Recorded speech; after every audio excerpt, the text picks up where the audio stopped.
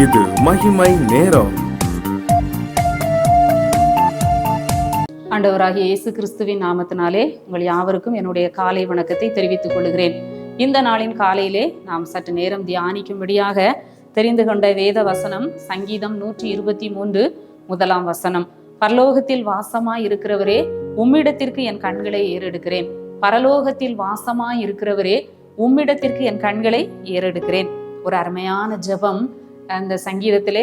இந்த சங்கீதம் 123ஆம் சங்கீதத்தில் உள்ள ஒவ்வொரு வசனங்களும் மிகவும் ஒரு அருமையான ஒரு சங்கீதம்.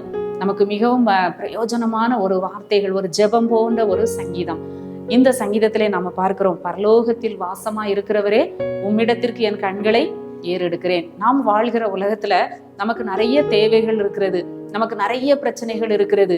நம்ம திடீர்னு நமக்கு ஒரு பெரிய தேவை வரும், ஒரு பெரிய காரியத்தை நம்ம சந்திக்க வேண்டியது இருக்கும்.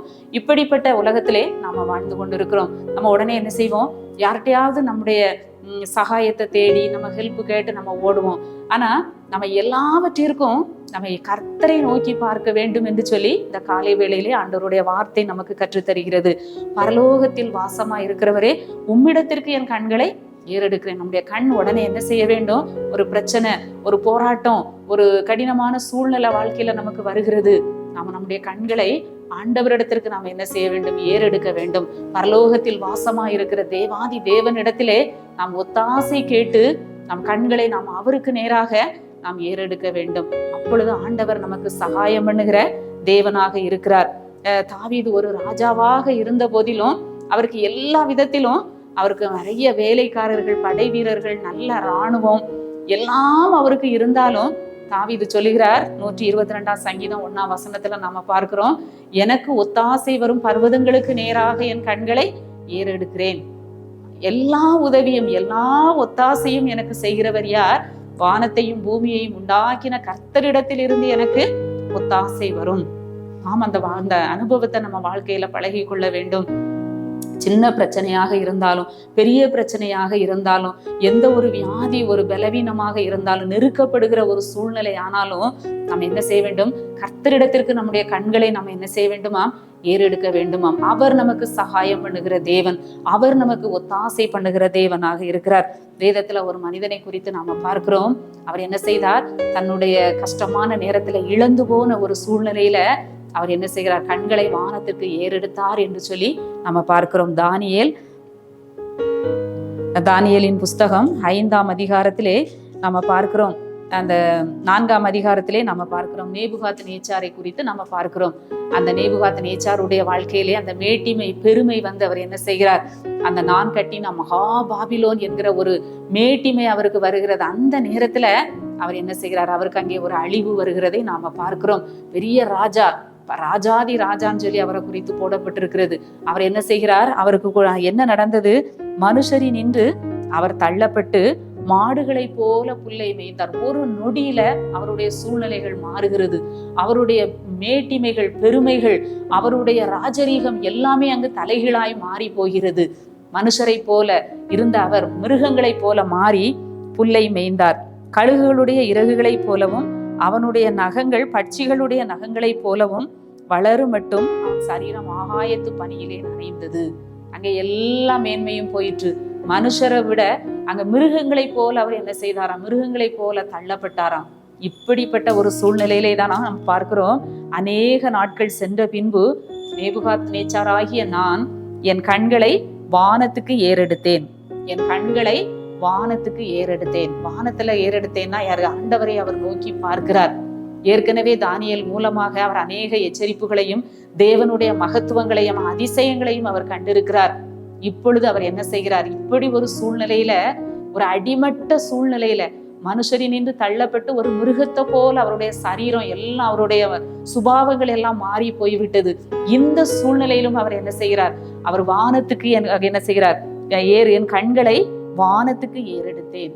என்ன நடந்தது, என் புத்தி எனக்கு திரும்பி வந்தது. எல்லாமே அவருக்கு திரும்ப கிடைக்கிறது. நம்முடைய வாழ்க்கையிலும் கூட தலைகீழா மாறலாம். நம்முடைய வாழ்க்கை சூழ்நிலைகள் எல்லாம் அடிமட்டத்திற்கு போகலாம். ஆனால் நாம் நம் கண்களை வானத்துக்கு ஏறெடுக்கிற பொழுது, கர்த்தரிடத்திற்கு நாம் ஏறெடுக்கிற பொழுது சூழ்நிலை தலைகீழாய் மாறுகிறதை நாம பார்க்கிறோம். இங்கே நாம வாசிக்கிறோம், என் புத்தி எனக்கு திரும்பி வந்தது, என் ராஜ்யபாரத்தின் மேன்மைக்காக என் மகிமையும் என் முகக்களையும் எனக்கு திரும்பி வந்தது. என்னுடைய மந்திரிமார்கள், பிரபுக்கள் எல்லாரும் என்னை தேடி வந்தார்கள். என் ராஜ்யத்திலே நான் ஸ்திரப்படுத்தப்பட்டேன். அதிக மகத்துவமும் எனக்கு கிடைத்தது. எப்பொழுது அவர் தன் கண்களை வானத்துக்கு ஏறெடுத்து பார்த்த பொழுது, பரலோகத்தின் தேவனை ஸ்தோத்தரித்த பொழுது, அவருக்கு மகிமையை செலுத்திய பொழுது, எல்லாம் அவருக்கு என்ன செய்தது? திரும்ப கிடைத்தது. நம்முடைய வாழ்க்கையிலும் கூட நாம் எல்லாவற்றையும் இழந்து போயிருக்கலாம். நம்முடைய மகிமை, மேன்மை எல்லாம் நாம் இழந்து போயிருக்கலாம். நாம் அடிமட்ட நிலைமைக்கு நம்ம சென்று இருக்கலாம். ஆனாலும் இந்த நேபுகாத்நேச்சார் என் கண்களை நான் வானத்துக்கு ஏறெடுத்தேன் என்று சொன்னது போல, ஒரு புற ஜாதி, ஒரு பாபிலோன் ராஜா, அவர் சொல்லுகிறார், நாம் ஆண்டவருடைய பிள்ளைகள். எத்தனை நாம் ஆண்டவருடைய வார்த்தைகளை கேட்டு இருக்கிறோம், எத்தனை தடவை ஆண்டவரிடத்திலே நன்மைகளை பெற்றிருக்கிறோம். நம்முடைய வாழ்க்கையில எல்லாம் எதிர்மறையாக நடந்தாலும் நாம் நம்முடைய கண்களை நாம் வானத்திற்கு ஏறெடுத்து பார்க்கிற பொழுது, நேபுகாத்நேச்சாருக்கு அந்த புத்தி திரும்ப வந்து எல்லா மகிமையும் அவருக்கு கிடைத்தது போல நம்முடைய வாழ்க்கையிலும் ஆண்டவர் செய்வார் என்பதிலே சந்தேகமே இல்லை. நாம் கர்த்தரை நோக்கி பார்க்க வேண்டும். உலகத்தை அல்ல, மனிதர்களை அல்ல, முறுமுறுப்போடு அல்ல. நாம் கர்த்தர் வானத்தை நோக்கி, வானத்தையும் பூமியையும் உண்டாக்கின கர்த்தரை நோக்கி பார்க்கிற பொழுது அவர் நமக்கு சகாயம் பண்ணுகிற தேவனாக இருக்கிறார்.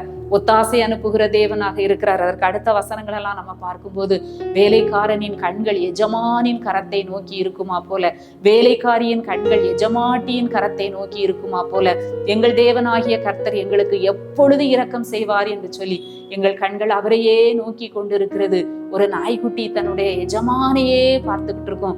எஜமான் வாயிலிருந்து எப்போ கையில இருந்து ஒரு எச்சி விழாதா, ஒரு பருக்க கிடைக்காதான்னு சொல்லி அவரையே அந்த நாய்க்குட்டி பார்த்து கொண்டிருக்கும். அதுபோல என் தேவன் எனக்கு எப்பொழுது இரக்கம் செய்வார், எப்பொழுது என் மேன்மையை திரும்பி வர பண்ணுவார் என்று சொல்லி நாம் அவரையே நோக்கி பார்க்கிற பொழுது கர்த்தர் பெரிய காரியங்களை அவர் செய்வார். அவர் நமக்கு பெரிய காரியங்களை செய்து எல்லாவற்றையும் நமக்கு திரும்ப கொடுக்கிற தேவனாக இருக்கிறார். இந்த காலை வேளையிலே அப்படிப்பட்ட ஆண்டவரை நாம் நோக்கி பார்த்து ஜெபிப்போம். எங்களை நேசிக்கிற நல்ல ஆண்டவரே, இந்த காலை வேளையிலே நாங்கள் உம்மை துதிக்கிறோம். பரலோகத்தில் வாசமாயிருக்கிற எங்கள் தேவனே, நாங்கள் உம்மை நோக்கி பார்க்கிறோம். ஆண்டவரே, பலதரப்பட்ட சூழ்நிலையிலே மனம் நொந்து போய் ஆண்டவரே தோற்று போன சூழ்நிலையிலே காணப்படுகிற ஒவ்வொரு மக்களையும் ஆண்டவர் தொடும்படியாய் ஜெபிக்கிறேயா. ஒவ்வொருவரும் தங்கள் கண்களை வானத்திற்கு நேராக, பரத்திற்கு நேராக ஏறெடுக்கட்டும். அந்த நேபுகாத்நேச்சாருக்கு புத்தி திரும்பி வந்து ஆண்டவரை எல்லா மகிமை, மகத்துவம், ராஜரீகம் அவருக்கு கிடைத்தது போல நாங்களும் இழந்து போன எல்லாவற்றையும் பெற்று உங்க நாமத்தை மகிமைப்படுத்த கிருபை தாரும். மீட்பர் இயேசு கிறிஸ்துவின் மூலம் ஜெபிக்கிறோம் நல்ல பிதாவே, ஆமேன்.